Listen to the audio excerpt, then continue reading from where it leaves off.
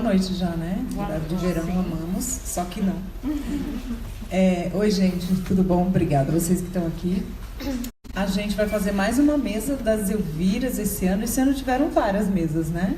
Desde Tiradentes, teve Brasília. A gente vai ter mais uma próxima. Samanta pode falar depois, a próxima que vai ter. Né? E foi muito interessante que a Cecília Barroso, que não está aqui, que está em Brasília, né, teve essa ideia da gente fazer uma mesa com um assunto mais amplo. Eu hoje só vou mediar, mas eu também vou falar, claro, né? Vou cantar também depois, mas o nosso tema aqui hoje ele é até mais amplo, porque a gente vai falar do lugar da crítica de cinema no mundo de hoje contemporâneo, que para mim é muito interessante, porque quando a gente fala das Elviras, as críticas de cinema, né, Luísa, do nosso lugar, a gente já pensa nessa questão da mulher crítica profissional. Mas tem toda a questão da crítica de cinema em si. A gente está num mundo que, vou dizer o óbvio aqui, mas muita informação, algumas corretas, a maioria não.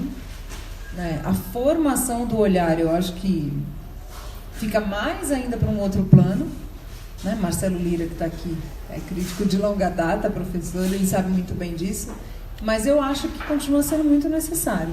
E, na verdade, eu acho que as pessoas querem isso, sim. Às vezes tem um acesso mais difícil, mas elas querem. E tem várias mídias, né, para se fazer isso, né? A Joyce vai falar da experiência dela no Cinemascope, que é uma mídia online, um vlog. Né? A Luli Veras, do Recife, vai falar da revista Continente e outras experiências também, que Lula é versátil. Né? E Luísa vai falar dessa experiência na academia. Hoje a gente estava falando de uma coisa muito interessante, que a gente ainda não tem uma, vamos dizer assim, jurisprudência na academia, né? Que una, né, essa questão da crítica pelo olhar da crítica mulher com a questão de gênero. E eu realmente achei isso interessante, porque eu tenho pensado muito nisso e realmente, não diria que a gente é pioneira, mas estamos todas, né, não nós só, desbravando esse assunto. Então, eu acho que a gente junta tudo, o olhar de todos para esse cenário mais global da crítica, que eu acho necessária, desde a crítica mais leve, né? Eu diria, por exemplo, o que eu faço na televisão, que são comentários muito rápidos, mas que ajudam a direcionar um olhar, até, né, uma crítica mais consistente. Acho que a gente precisa de todos, assim, acho mesmo, né? Cada um tem seu momento. Quem quer começar falando um pouquinho de sua experiência? Quer começar, Luí? Pode ser. Boa noite, minhas companheiras de mesa, Joyce, Flaves, Luísa, Mila, que está aqui, todo mundo que veio prestigiar a nossa conversa. Eu acho que Flávia não poderia ter sido mais feliz em abrir, colocando que a gente vive realmente num mundo que é meio saturado e soterrado de informações. Mas e que esse mundo desafia constantemente a gente ao produzir reflexões críticas, seja em formato de comentários, pílulas que você vai inserir num telejornal ou num vídeo gravado para ser disponibilizado, ou num texto mais acadêmico, ou num texto que vai ser publicado numa revista ou num jornal. A gente sente que há espaço e há público para consumir essa crítica. O que também já é um pouco paradoxal, porque a gente também ouve muita gente dizer que ninguém lê mais hoje em dia, né? E aí eu falo um pouco da experiência da revista Continente, que é uma revista impressa que resiste, né? É um pouco aquela hashtag jornalismo resiste, que é um jornalismo que procura aprofundar mais os temas que aborda, que também vai numa contramão do que a grande mídia tem feito nesse Brasil, né? E nesse mundo de 2016 para cá, principalmente. Então, as pessoas não leem, mas se as pessoas não leem, então para que você vai escrever? Sempre existe esse embate, né? Eu trabalhei durante 9 anos num jornal diário, que se chama Diário de Pernambuco, lá do Recife, e entre 2000 e 2009 foi quando eu tive a oportunidade de conhecer Marcelo Lira, meu querido, que está aqui, e a gente vivia se esbarrando no circuito de festivais, quando eu conheci Flaves também, e o embate entre o repórter e crítico que estava lá nos festivais e o editor já existia naquela época. Não vai nem escreva muito, porque não tem muito espaço não. É quase como se a cultura, no caso o cinema, ele teria que caber ali naquele espaço do entretenimento. se você vai se alongar. Eu tinha uma editora que dizia assim, você tem, não era nem uma editora, era o diagramador do diário, ele dizia, você tem muita alegria nos dedos, você escreve muito, dá trabalho para cortar. Aí eu disse, pô, você vem, o repórter vai para a mostra, vai para o Festival do Rio, vai para Gramado, Brasília, você vê os filmes, você estabelece todas as conexões, às vezes entrevista o diretor, você fica com ansiedade de produzir alguma coisa ali, que aquele leitor, quando leia, ele se sinta incitada, poxa, quando esse filme entrar em cartaz ou quando ele passar no festival aqui, eu vou querer ver. Então, isso foi um dilema da minha vida de repórter e crítica do Diário de Pernambuco durante os 9 anos. Depois eu passei um tempo ausente da crítica, trabalhando em gestão pública, mas também acompanhando os festivais de lá e pude voltar como repórter especial da revista Continente desde 2013.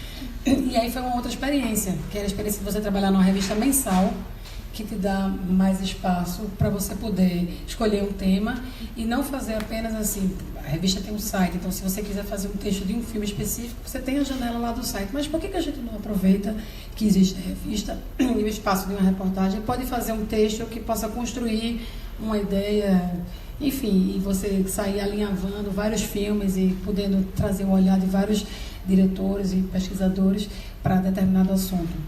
Não, isso é uma coisa que eu tenho feito muito desde 2013.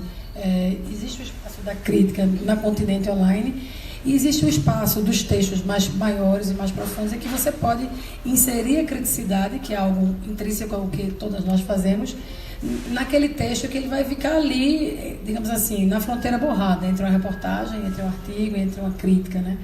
O que eu acho isso bom também de exercitar como jornalista é você poder trazer a crítica para outros modos textuais, que é isso que a gente tem feito na revista. Então, por exemplo, no ano passado eu vim para a mostra e aí, por coincidência ou não, havia muitos filmes latino-americanos. E aí eu vi alguns. E aí entrevistei Maria Aparício, uma jovem diretora argentina que estava no ano passado aqui com aquele Las Calles. Entrevistei um menino, Carlos Leiva, menino porque ele era bem novinho mesmo, tinha tipo 24 anos. Diretor chileno. E aí pude perceber que havia ali uma discussão nos filmes dele, que era uma ideia de identidade latino-americana, que tinha a ver com que outros filmes que outras pessoas estavam fazendo aqui. Aí eu pensei, poxa, mais do que eu pensar num texto para falar desses filmes, que às vezes nem estreiam, né? Às vezes são filmes que a gente vê aqui na mostra, não vai ver nunca mais, ou então, enfim, não entra em cartaz, não chega lá porque não existe um festival em Pernambuco, embora a gente tenha o Janela, que está nessa 10ª edição, começando na outra semana já, não tem o escopo da mostra, né? Você não tem 390 filmes.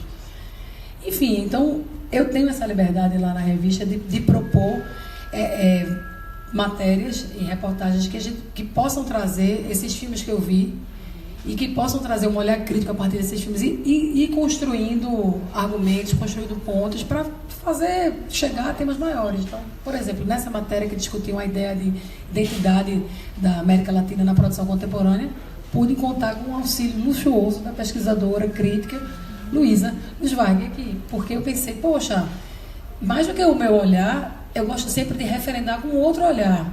E aí, por que não olhar feminino? A gente já tinha o Elvírus, a gente já tinha isso, eu disse, poxa, eu acho que, não só como membro do Elvírus, para não ser uma coisa meio corporativista, mas sendo também, eu acho que é importante a gente também referendar e legitimar esse coletivo que surgiu a partir de uma necessidade da gente se expressar, de se reafirmar como crítica e na crítica. Então, a minha experiência recente tem sido como trazer a crítica de cinema para os outros gêneros, para que ela fique ali também presente numa matéria que não necessariamente vai ser uma crítica do The Square, que é um filme que eu vou ver amanhã, que é o que venceu a Palma de Ouro em Cannes. Enfim, como pensar, como relacionar Aquários, para falar da camisa que Samanta está usando aqui, com o que está acontecendo. Então, uma outra possibilidade é você... Eita, se for falar desse assunto, Felipe, aí a gente vira a mesa, né? São 8 temporadas. Porque ele tá com a camisa de Game of Thrones aqui. Um pouco a ver com tudo que está acontecendo no Brasil, né? Enfim. No ano passado, uma das matérias que eu fiz, assim, que eu gostei de fazer, porque foi o ano do golpe, o ano do impeachment, enfim... eu soube, né, a gente estava circulando a notícia de que tinham 3 cineastas que estavam documentando esse processo de destituição de Dilma Rousseff. Aí a gente pensa assim, né, no lugar da crítica, como é que você vai fazer crítica de um filme que tá em produção? Você não vai fazer, mas eu pensei, poxa, vamos atrás delas, vamos entrevistá-las e de repente fazer uma relação com algum filme que traga, que tenha a ver com isso. Então, era na mesma época que Câmara de Espelhos, de Andréa Ferraz, que é uma outra cineasta pernambucana, estava passando no Festival do Brasil do ano passado. E eu tinha visto o filme. Eu disse, o filme de ideia, quem viu aqui sabe, é um filme que discute o machismo assim, escancaradamente. Inclusive usando dispositivos cinematográficos bem assim, né? Ela não escamoteia nada, né? Isso aqui, as pessoas que chegam ali, elas vão... E o filme produz assim, sensações que você fica assim, ao mesmo tempo você fica, não, esse é o machismo nosso, né, de cada dia. E aí eu pensei, por que não trazer essa perspectiva do filme dela que eu vi e o olhar dela, para ela de alguma forma opinar sobre esse contexto em que surgiram essas 3 produções que, enfim, a de Maria Augusta Ramos, a de Lopolite, né, e a de Petra Costa. E a da Luta, da Petra? E um filme que acho que é Lopolite que dirige e Ana Mulaete, né? Enfim, elas não queriam falar, só quem falou comigo foi Maria Augusta Ramos, elas estavam meio assim, Petra disse, olha, eu não vou falar, eu falo depois, porque o filme ainda está em decantação, enfim, respeitei. Mas aí fiz a matéria. E aí gostei, porque outras pessoas chegaram para mim, além das que habitualmente nos leem, né? Tipo a sua mãe, a sua namorada, a sua irmã, enxergar a obra de outra forma. E às vezes ela vai discordar de você, e às vezes ela vai concordar e vai dar like, ou às vezes ela vai lhe encontrar no meio da rua e dizer, gostei. E é bom também esse embate, porque a crítica ela não é estanque como a vida, como o jornalismo, ela vai se renovando. A gente também, como crítica, você vai, enfim, já tem uns certos anos de estrada aí, né? E você vai acumulando, e eu acho que o bom também, e isso eu gosto muito da experiência da composição textual, é você poder colocar aquilo ali no texto. Então, se você vai ver um filme de Michael Haneke, você não vai só escrever sobre happy end, você vai falar sobre cachê, sobre a fita branca. Não é? Você vai poder dizer, eu estou aqui falando desse filme, mas eu sei que ele fez esse outro filme. Isso aí não torna a gente melhor ou pior do que ninguém. Talvez a gente com um olhar mais direcionado, porque a gente escolheu esse caminho para atuar profissionalmente, que é o caminho de passar incontáveis horas dentro de sessões de cinema, ver 6 filmes por dia, 5 filmes por dia, se virar, sair correndo para entrevistar a gente. Mas, enfim, para mim, eu não poderia me ver fazendo outra coisa. Que também é sempre um ponto de conflito com meu pai, que até hoje diz, por que você não fez direito? Por que você não fez um concurso? Por que você não estudou medicina como sua irmã? Mas enfim, eu Dá acho pra que... fazer 2 coisas, viu? Eu fiz direito, fiz concurso e tô crítica. Olha aí, só falta a medicina. Mas tu acha mesmo que entre eu vir pra cá pra mostra, pra ficar aqui participando dessa mesa, vendo o filme e ficar estudando pro concurso, nada contra quem estuda? E o pai dela continua desaprovando ela. Exatamente, não adianta nada. Pois eu prefiro estar aqui e acreditando que o jornalismo, a crítica que eu faço, que eu produzo, pode ter alguma ressonância, por menor que seja, mas pode ajudar alguém que está lendo ali a encontrar um caminho, talvez que não encontrasse se não tivesse tido acesso àquele texto. Enfim, é um pouco isso que eu queria compartilhar com vocês. Agradeço demais estar aqui nessa mesa com essas mulheres de fibra.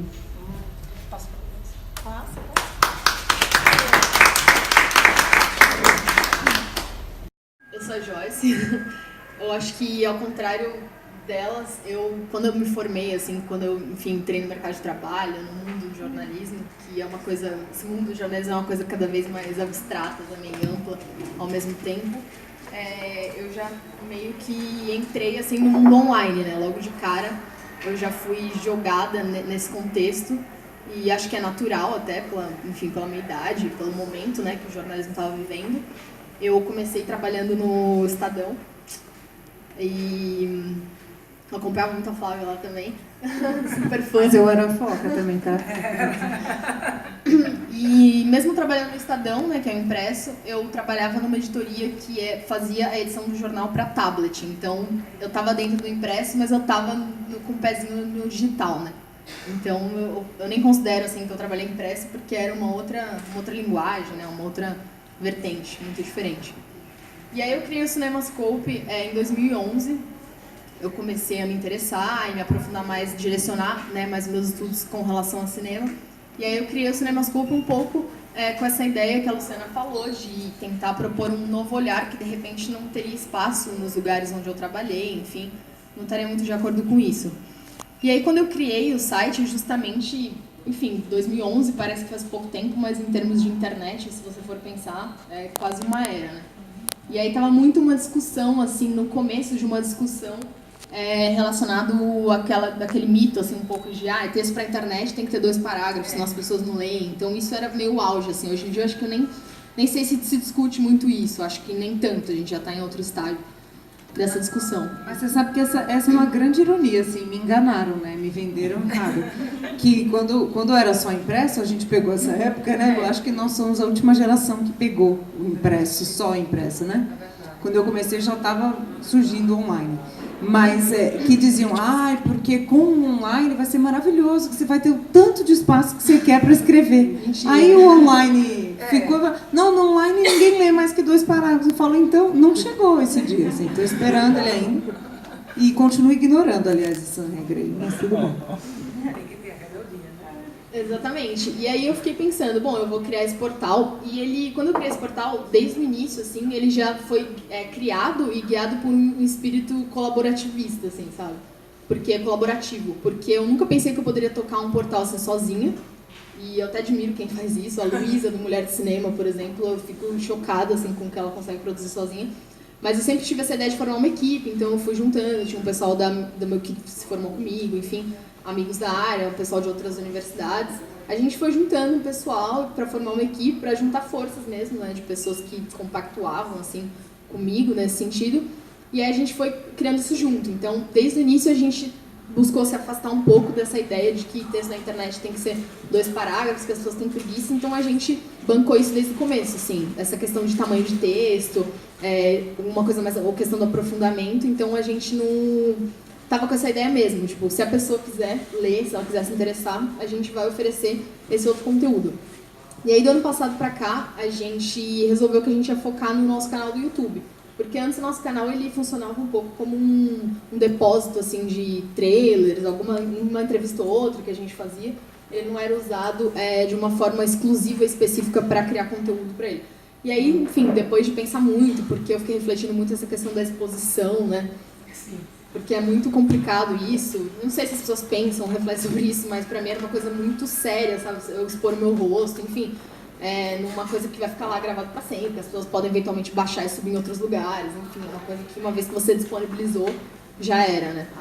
E aí depois que eu tive algumas experiências em vídeo super legais, num Conacine, que é um congresso de cinema online, que acontece uma vez por ano, e foi super bacana, eu gravei as palestras, eu tive um retorno que eu não esperava, eu fiquei bem chocada, porque eu publicava semanalmente no site, e eu tinha um feedback, né? Você tem um feedback das pessoas, mas é uma coisa muito pontual. E aí, quando eu comecei a fazer esses vídeos pro Conacine, eu fazia um vídeo por ano e eu fiquei chocada com o retorno, porque é anual o evento, eu fiquei chocada com o retorno das pessoas. Então, aí eu comecei a sentir mesmo como que era esse impacto, né? De você, essa relação, né, com o público, quando você grava um vídeo, enfim, quando você se expõe dessa maneira. Só que aí eu fiquei pensando em criar o canal e eu pensei que o canal não poderia ser uma versão em vídeo do portal, porque não faria sentido nenhum a gente produzir o mesmo tipo de conteúdo no portal e no canal. E aí, enfim, pensando um pouco nessa ideia de que a gente queria fazer relações e não fazer uma crítica por fazer, falando do filme em si, eu pensei que o canal poderia cobrir coisas que o site não cobre. Então, como no site a gente cobre lançamentos, no canal a gente não fala sobre lançamentos. Tem inúmeros canais, assim, enormes, tipo, milhões de views que já fazem isso e fazem bem ou mal, mas tem opções, as pessoas podem acessar e tem opção para todos os gostos. E aí eu pensei que a gente não ia entrar, assim, um pouco para competir com eles e também porque não era o nosso foco, a gente ia continuar publicando as críticas no portal. Então, eu dei um outro foco, assim, pro canal, que ele é um nicho do nicho, assim, sabe? Até mais do que o nosso site. Porque a gente não fala de lançamentos, a gente só fala de clássicos e de filmes mais alternativos, assim, bem fora do circuito. A gente foca muito em cinema brasileiro também, que é uma coisa que a gente reparou que é muito carente no YouTube, assim, demais. E a gente identificou, assim, um pouco essas lacunas, né? De filmes que não estão muito no circuito comercial, cinema brasileiro, cinema clássico, então... A gente, porque tem sites que falam só de cinema clássico, mas no YouTube mesmo a gente sentiu essa deficiência, assim, um pouco. E aí a gente resolveu focar nisso, então... E até aconteceu uma situação, a Samantha e o Felipe estavam lá na Socine, né? Aconteceu uma situação incrível que eu fiquei muito surpresa. Tem uma pesquisadora inglesa super conceituada, assim, que ela pesquisa vídeo ensaios e tudo mais, a Catherine Grant, que ela abriu a Socine falando do nosso canal. Foi mesmo? Foi. Olha! E aí eu fiquei muito surpresa, porque várias pessoas mandaram foto, assim, pra mim. E aí eu falei, nossa, nosso canal tem, sei lá, 5 mil inscritos, assim, 4 mil, 5 mil inscritos, que não é muito pensando no universo de YouTube. Só que aí isso foi minha comprovação de uma coisa que eu já entendi há um tempo, mas foi super legal. Que era que essa coisa de ficar buscando views e inscritos e números, tipo, no mundo segmentado e nichado que a gente vive hoje, que a gente produz, tipo, não serve muito. Sei lá, serve, lógico, as pessoas estão ganhando milhões com o YouTube e tal. Acontece, mas isso é bom, óbvio. Mas quando você produz algum conteúdo de nicho, você pode chegar onde você quer e conseguir coisas tendo 5 mil inscritos, assim. Porque você está falando com um nicho específico. E aí isso entra muito na questão do público também. Isso que a gente está um ano, né, produzindo conteúdo. E aí eu também tentando entender para que público que a gente está produzindo. Ao mesmo tempo que você delimita um pouco o seu público por suas escolhas, o público um pouco te escolhe. E aí isso tem a ver a sua responsabilidade também com o que você está falando. Eu sempre achei que o nosso público, eu acompanho as estatísticas do YouTube, obviamente, é um público, sei lá, de 25 a 34 anos, que é o nosso público. Só que ao mesmo tempo tem coisas que acontecem assim que você faz que você não planeja.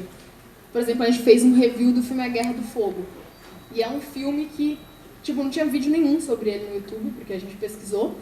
E é um filme que todo mundo assiste na sexta série, né? E de repente começou uma enxurrada de pessoas de 12 anos no canal, comentando, o professor passou hoje pra mim, nossa, que legal, vou usar pra fazer meu trabalho, não sei o quê. E eu fiquei em choque, porque é o segundo vídeo mais visto do canal. E aí eu fiquei pensando, nunca na minha cabeça passou que a gente ia fazer vídeo pra pré-adolescentes de 12, 13 anos, assim. Então foi uma surpresa, eu fiquei pensando, isso tem muito a ver com a formação do olhar, com a formação até, introdução às vezes da pessoa no cinema, né? Porque 12 anos já é uma questão nem de formação de olhar, é de introdução mesmo, né? Eu acredito. Então, enfim, nossas escolhas acabam inevitavelmente mirando o nosso trabalho para um público específico que a gente já meio sabe qual é. Mas a gente também tem essa responsabilidade de saber que nosso conteúdo está chegando em outras pessoas muito mais jovens. Então, assim, o nosso canal, de maneira geral, tá sempre relacionado com uma questão educativa, assim, com uma questão de conhecimento, porque a gente fala de filmes clássicos, então não tem como falar de filmes clássicos sem falar do período específico daquele filme. Eu fiz uma review sobre o Selvagem, do Marlon Brando, então eu falei um pouco quem foi Marlon Brando, o que ele fez antes, o que significou esse filme para a geração, que filmes ele inspirou depois desse. Então, enfim, eu não falei só do filme Selvagem, eu coloquei todo um contexto do cinema naquela época, que era o diretor e tudo mais. Então, enfim, é um desafio também, porque o vídeo tem de 4 a 5 minutos, mais ou menos. Então, é aquilo, você tem que passar uma informação que é aprofundada, mas você tem... Embora a gente não tenha restrição de tempo no vídeo, no canal, assim, não tem, tipo, a gente precisa fazer um vídeo de 5 minutos. Isso é bem livre. Mas tem alguns vídeos que a gente faz meio que como uma pílula mais. Né? Tem vídeo de 15, 30, até 50 minutos a gente tem vídeo lá. Só que... Era um especial do expressionismo alemão. Não, mas eu fiz um debate com um amigo meu que está fazendo um mestrado sobre o Eduardo Continho e a gente gravou 2 horas e 10. Eu vou colocar umas 2 horas. Eu falei, a gente fez um longa-metragem, né? A gente não fez um vídeo, né? E eu vou colocar, e eu até soltei no Twitter antes, assim, galera, eu vou soltar um vídeo de 2 horas. Aí o pessoal, não, solta, a gente quer, a gente vai ver. Porque é uma coisa muito aprofundada. E de repente a pessoa não vai achar isso jogando assim no YouTube do dia pra noite. Então... Essa é a demanda, né? As pessoas querem ver uma coisa assim. Sim. E tem até um amigo meu que ele é super do marketing, assim, eu tava conversando com ele falou, você tá jogando a longo prazo. Ele falou, porque você não tá falando do lançamento, mas pensa daqui a um ano o acervo que você vai ter de conteúdos únicos. Então você tá jogando na cauda longa, assim, né? Tipo, vão procurar o seu conteúdo e vai ser o único vídeo que vai ter no YouTube, que nem o caso da Guerra do Fogo. Tipo, e aí, então, temos que ter essa questão, tem essa preocupação com o público, mas a gente não trabalha, assim, focado nisso, assim. Vamos fazer um vídeo, tem vídeos que deram super certo, que eu não imaginava, e vice-versa. Tinha vídeos que eu achei que ia bombar e normal.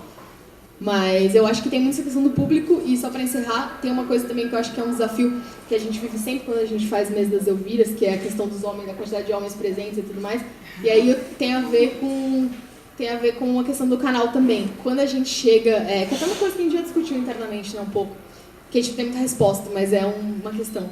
quando eu chego a 30% do público feminino no canal, eu solto fogos, assim. Geralmente é menos que isso. E eu acho bem preocupante, né? O canal tem... Mas geralmente mais homens vêm no canal? 72% masculino, 28% no feminino. Mas eu acho isso estranho, sabe? Porque eu acho que tinha que ser um pouco mais dividido. Aí eu fico pensando, aí entra naquela discussão que a gente já falou, nossa, será que as mulheres não se interessam por cinema? Como é que é? Mas entra numa questão muito mais ampla, que é o próprio público do YouTube, né? Geral, né?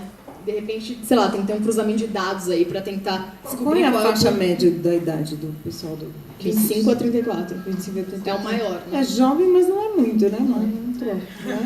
Jovens adultos, né? Jovens adultos. E aí... Porque é um jovem adulto, né? As mulheres já... Né? E aí eu acho que é um pouco isso, assim, eu fico... E tem vídeos que isso é mais desigual ainda, até. Por exemplo, um vídeo que a gente fez, que faz parte dessa série, que chama Cinema Brasilis, né? Que a gente fez uma série de 12 episódios sobre a história do cinema brasileiro. E aí tem um vídeo sobre pornô chanchada, que é tipo 89% masculino. Por exemplo. E aí, enfim, segue uma linha de coisa... Tudo bem, isso não me surpreende, mas o público geral do canal geralmente é isso. É 71 masculino, 29 feminino. Teve uma vez que foi 30 feminino. E eu acho que é um pouco um desafio, né? Não, por mês, né? Fecha o mês geral. E eu acho que é um pouco desafio, né? Tentar descobrir por que isso, enfim. Joyce, Oi. de repente, de diretora, tipo assim, a Celícia Márcia já fez um vídeo, teve mais mulheres vendo... Não, vai ser na mesma média. Mesma média. Engraçado, eu vou começar a prestar atenção nisso, porque eu faço lives, né, toda semana no Facebook do Café com Jornal, que não é meu, né, que é do Café. E o comentário é sempre meio a meio, assim, de mulheres e homens. Eu vou começar a reparar, assim. Porque eu não sei se dá pra ver por gênero, não dá pra controlar. Quem controla a página? O Analytics do live, né? Eu gosto muito de fazer live, porque o live já é uma coisa mais imediata ainda, porque a pessoa interage na hora. Você tá lá fazendo, né? Enquanto eu tô lá, eu adoro isso, eu adoro ao vivo. E é muito interessante porque isso que ela falou, e você também falou que completa, eu acho que completa o que a Luísa vai falar também, que teve um dia que eu tava morrendo de medo porque eu falei no ar, na TV aberta, de um documentário. E era muito... Porque documentário é a minha paixão, assim, né? Além do cinema, né? O nicho do meu nicho. E eu falei do edifício Monroe, né? Que é uma coisa super nicho. E eu falei, putz, hoje vão me bater. E nada, na live tinha um monte de gente perguntando onde que podia ver mais documentário, se eu não podia falar mais de documentário, porque eles queriam assistir documentário e não tinham onde ver documentário. E eu fiquei mega feliz, porque existe essa demanda, né? Então... Eu acho que a gente nunca pode subestimar um público, porque ele existe. Ele pode ser menor, obviamente, infinitamente menor do que o que é ver Blade Runner. Sim. Mas ele existe. Eu quero ver Blade Runner também, não tem nenhum preconceito. Né? Mas eu fiquei super feliz. Eu falei, vou falar mais de documentário aqui para vocês. E ficam me perguntando onde eu posso ver no VOD, onde eu posso ver no YouTube, onde eu posso ver, né, na Netflix, etc. E daí as pessoas querem ver documentário, né? Tipo, querem saber de filmes históricos da Guerra do Fogo. Não, inclusive a gente tem uma playlist no canal que é só sobre documentários também. Porque a gente foca um pouco nisso. Mas enfim, em resumo, é um pouco isso. Eu acho que a gente está em processo de descobrir, principalmente quem trabalha com nicho, apesar de você fazer um trabalho que já é mais segmentado, assim, naturalmente, eu acho que com a internet tudo se atualiza muito rápido, né? Então a gente quer, pelo menos pra mim, né, no canal, e a gente ainda está em processo de descobrir quem é esse público e com quem a gente está falando. Eu acho que isso é bem dinâmico, né? Não é uma coisa, enfim, uma coisa desse mês pode ser diferente do mês que vem, assim. Então acho que é um pouco isso, mas a conclusão é essa, assim, a produção de nicho, ao meu ver, vale super a pena, porque você consegue focar numa... Enfim, você pode ter um alcance que é bem qualificado, assim. Não são 1 milhão de views, mas são quantidade de views, é um público que é super qualificado. Esse é duro. Tá, mas eu tô vendo que esse debate vai render. Então, quando as meninas me propuseram, falaram, fala da academia e tal, eu fiquei pensando naquela piada, né, que existe em vestibular, né? Vocês conhecem? Se a menina quer ser engenheira, pergunta, peraí, você quer ser mulher ou engenheira? Né? Então, esse clássico da engenharia, que é um horror mesmo, até hoje, né, principalmente em alguns segmentos, ele não se aplica à comunicação. O cinema está dentro da comunicação no Brasil, não é assim.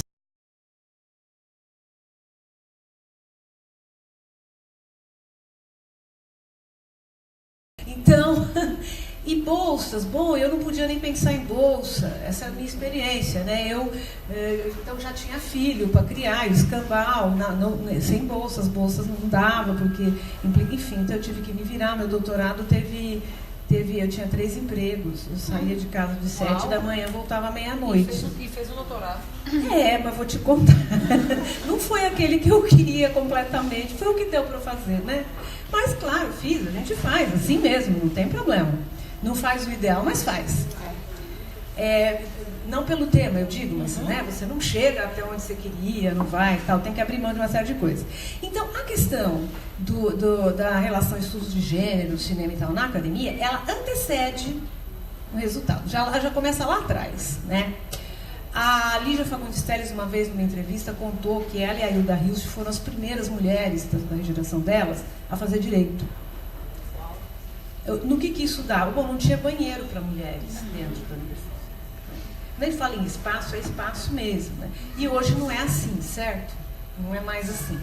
Eu acho legal a gente ter essa perspectiva, quer dizer, as mulheres no direito conquistaram o espaço. Não é bem assim que caiu do céu, não cai do céu, nunca cai. Essa ideia falsa que o neoliberalismo passa pra gente, que você chegou lá e tal, porque você é linda, elegante, muito inteligente, competente, tudo bom, mas você tem que ser linda, né? Tem que se adaptar a um certo padrão, tem que cumprir certos requisitos, tem que ser competente no que você faz.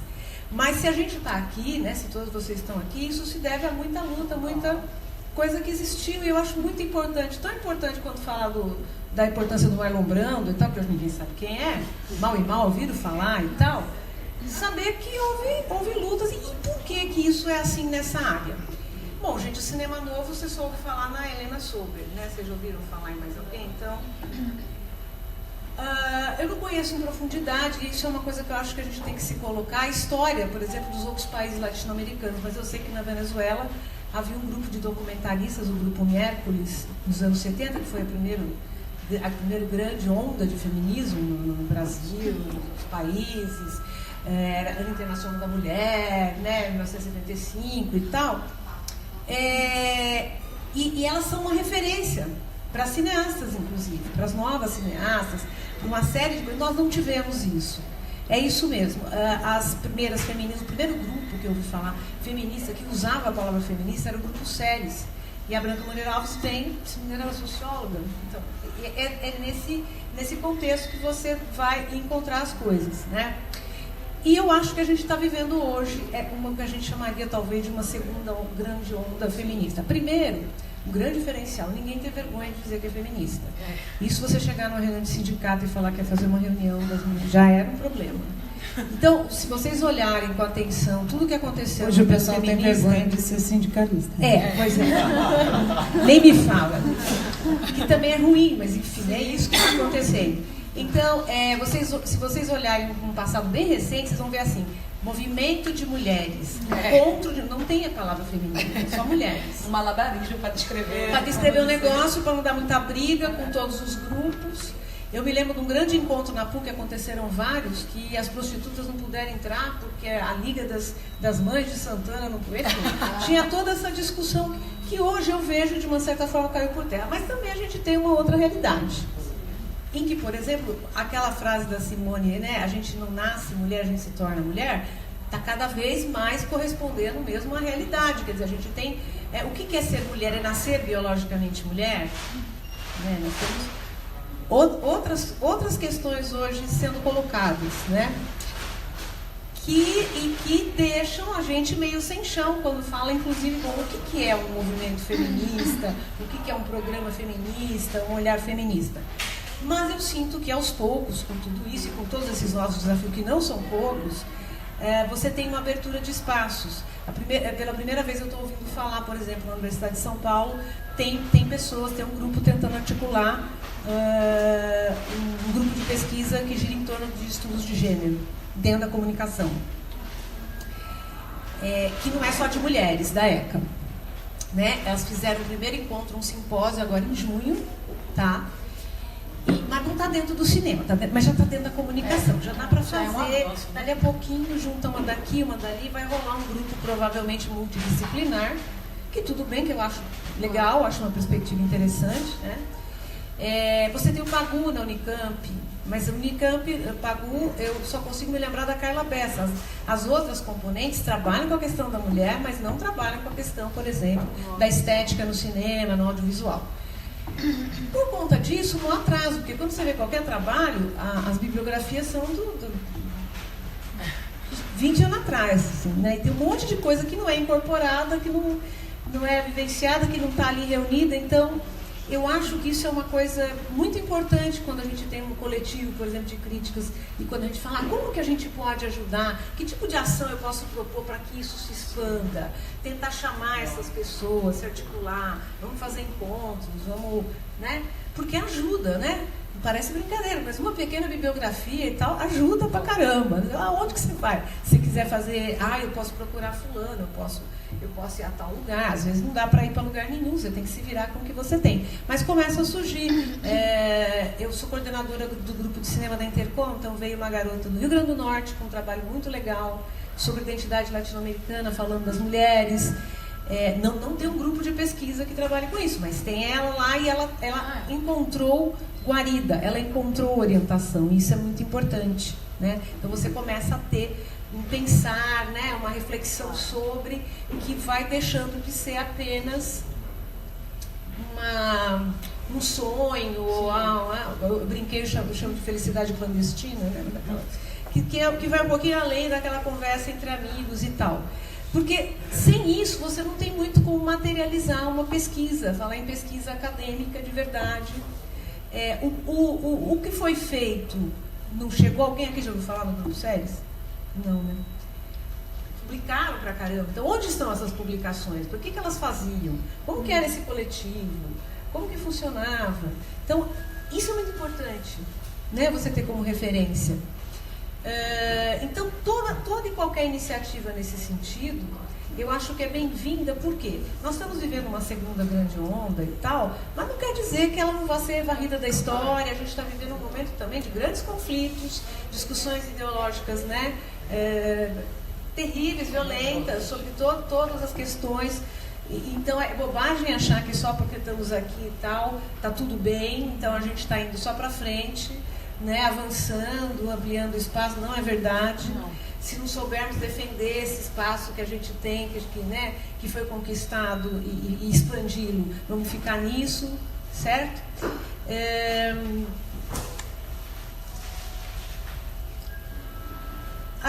Na Abracine, eu sou da Abracine, eu sou diretora da Abracine. Faz uns 2 anos que rola um pau desgraçado na lista por causa disso. Porque usando as mesmas justificativas dos anos 70, nos sindicatos e tal, que é assim, mas por quê? Mas vai dividir o movimento. Por que você vai fazer um livro só falando de cineasta mulher? Né? Mas a gente já vai fazer um dos diretores. Por que precisa falar? Não vai ter nenhuma mulher, mas tudo bem. Até tem, entendeu? Até tem, é verdade. Tem um dicionário de cineasta que o Miranda fez. Até tem lá, não é essa a questão. Mas eu não sei, porque na hora da votação tem 400 filmes do Glauber como melhores filmes. E não estou dizendo que não é importante, que a obra dele não merece, que não é isso. Mas eu acho um absurdo, eu estou falando, você ter 100 melhores filmes com repeteco. Se a ideia dos 100 melhores filmes é fornecer um painel retrospectivo da produção cinematográfica no país, não seria legal ver isso por época, tal, nossa. Então, essa coisa não existe. E nessa coisa não existe, assim, então quem gosta mais do cinema marginal vai lá votar, fazer, como acontece no Facebook, né? Claro. Os caras entram lá e tal. Então, vira isso, não há uma discussão mais profunda. Eu falei, e a gente está querendo fazer, não é simplesmente colocar as mulheres, pensar o que é desde do primeiro registro até agora, como foi que as coisas se deram. Nós não temos dinheiro, né, para esse projeto, uma coisa assim, e a gente então focou, deu ênfase nesse livro, que ainda está praticamente pronto, né, nos verbetes de longas. Nós tentamos parar, porque é muito difícil, quiseram me matar, porque é óbvio, hoje a gente tem muitas mulheres produzindo curtas maravilhosos, e eu adoro, e acho inclusive que o curta é um formato em ascensão por causa online. Porque ele não é mais o curta-metragem que passava antes do filme, mas ele pode que é o longa comercialmente, o pessoal quer me matar, eu falo isso. Só que assim, em termos de fazer um livro com os recursos que a gente tinha e tal, tornou-se mais viável, e olhe lá, já está sendo duro, mapear as mulheres em atividade que fizeram longas. Tem pessoas absolutamente desconhecidas. Tipo, as igrejas hoje, vocês sabem, estão... Sim, do início de 2000. acho que 2003. Quase 2 décadas atrás. E a primeira vez foi ele passando. E furar essa bolha, entendeu? Porque as bolhas têm que ser furadas, né? Eu cresci aqui na periferia de São Paulo, uma periferia classe média, mas muito próximo da periferia classe menos, bem menos média. E eu sempre vejo, assim, como as coisas não circulam culturalmente. Aí outro dia eu pus no meu Facebook lá, todo dia eu boto o destaque de hoje da mostra. Aí um amigo meu que mora numa periferia profunda aqui, que é super culto e tal, ele falou, com esse horário é só para quem mora na Redondeza. E eu falei, nossa, né, tô botando um negócio legal aqui, a pessoa vem com um comentário negativo. Mas eu entendo também o que ele fala, essa questão do acesso, né? Aí eu falei para ele, olha, mas no céu, o céu tá com uma programação. Mas aí você fica lá tentando ver o que chega no céu, porque tem uma questão de transporte. Parece uma bobagem, mas realmente, acho bom que a pessoa venha e fale para mim, mas eu não consigo chegar, o metrô não fica aberto, é só... Né? Tipo, é uma bobagem? Mas eu adoro que a pessoa pode ir lá no meu Facebook e comentar isso, entendeu? Porque pelo menos fura a bolha, né? Outras pessoas vão ver. Essa questão dos espaços, que eu estava falando dos banheiros, né, quando eu falei que passa pelos metrôs e tal. A gente só consegue quebrar isso com as pessoas indo, né? Porque senão... Então, é claro que é muito importante, sim. Essas pequenas ações de deixar a luz acesa, de ter mais metrô, por exemplo, quando tem uma amostra. A amostra é muito interessante, mas ela tem esse caráter hoje muito elitista nesse sentido. Apesar de estar num centro, que é um centro de fácil circulação e tal, mas não é que nem quando é a virada cultural, você não cria. Então, ajudar a criar, a consolidar esse tipo de... Né, pressionar para que isso exista, também faz parte, né, de um ato revolucionário. Vá ao cinema, exatamente, democratizar o acesso. Você está falando dessa questão elitista, eu presenciei uma situação bizarra na hora que eu estava chegando aqui no shopping. Acho que o comentário da pessoa veio em virtude da movimentação maior, né, que está tendo no shopping. Aí a pessoa pegou e falou, nossa, esse shopping tá horrível, tá parecendo o shopping de Paraisópolis. Vai continuar. Então são essas coisas, né, que acontecem, né? Tem quem goste e tem quem não goste, sempre. Bela Vista, eu acho que é isso, que passa Passa também por a gente falar, né? Eu acho que essa coisa do rei está nu, né? Quando a Samantha e a Cecília vieram falar para mim da história das Elviras, existe aquela coisa que a publicidade faz muito bem, né? Que é ver essa demanda reprimida, o zeitgeist, né? A coisa que tá.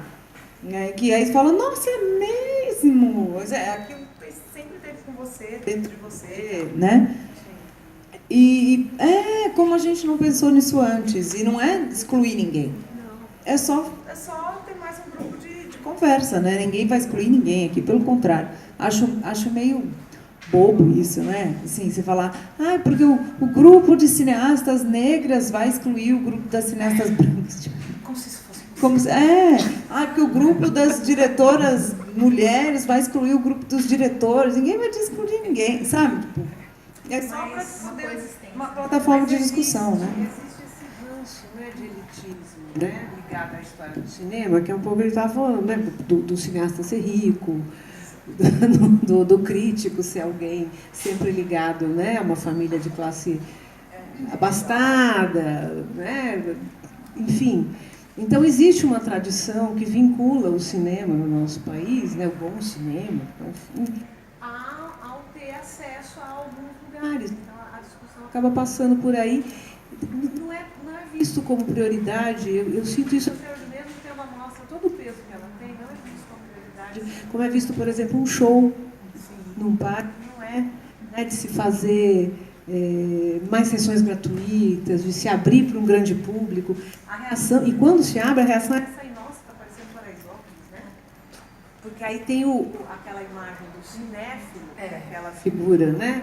Que ele viu, aquele filme que você, no filme, o papo todo gira em torno dessa coisa que exclui. Né? Mas o legal é que a mostra... Tem uma... Eu nunca perco a mostra no parque. No parque, né? Vai ter fim de semana que vem, acho que é dia 3, que é a sessão aberta lá no Ibirapuera, que eu acho maravilhoso, eu acho super incrível, democrático, pode ir todo mundo, e eu faço questão de ir, porque também tem isso também, o pessoal que pode vir aqui no Frecanec e falar, não gosto de aberto, não tem onde sentar. Ai, menina. Tipo, não, né? Acho que tem que ser uma coisa democrática para todo mundo, mesmo. Então eu vou sempre, faço questão de ir, levo a família inteira para tudo. Porque é essa experiência coletiva que o cinema ainda é. Que se é para servir para alguma coisa a sala de cinema, que serve o parque de cinema, o MASP de cinema. Isso é muito legal da mostra, né? Que tem o MASP, tem o circuito SP Cine, que pra gente parece, o circuito SP Cine, não.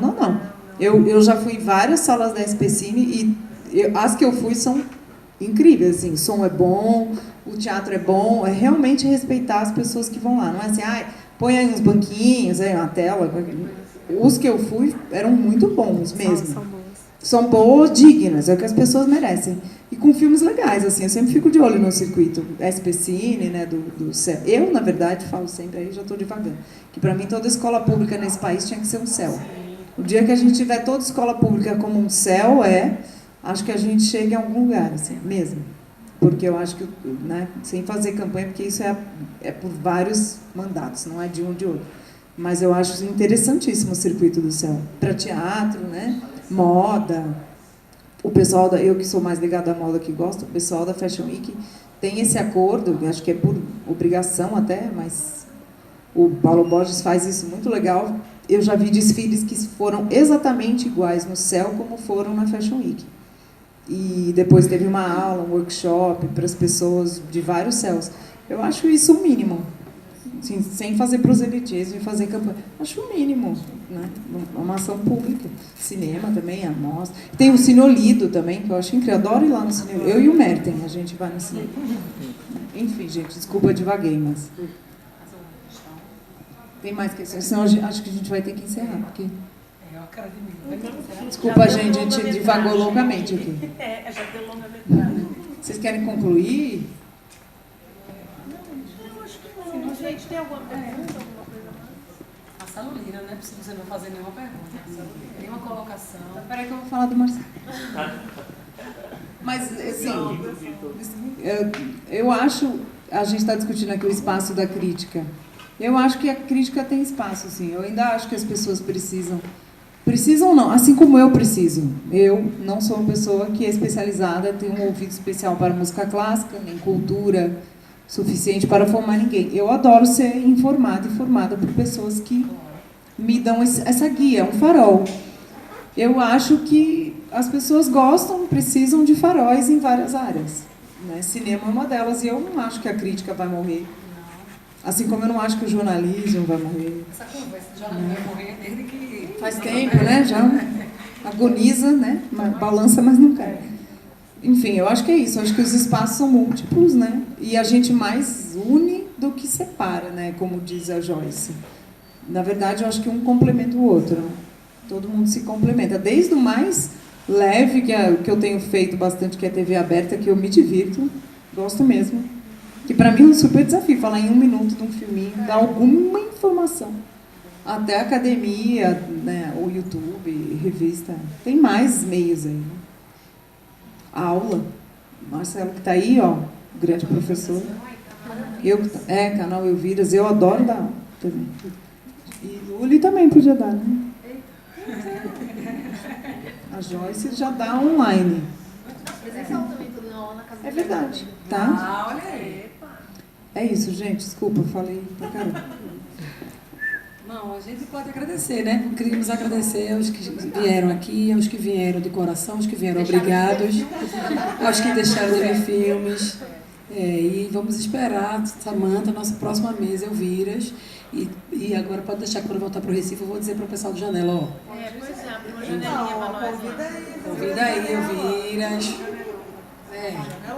Eu vou falar. Não, eu arrumo off.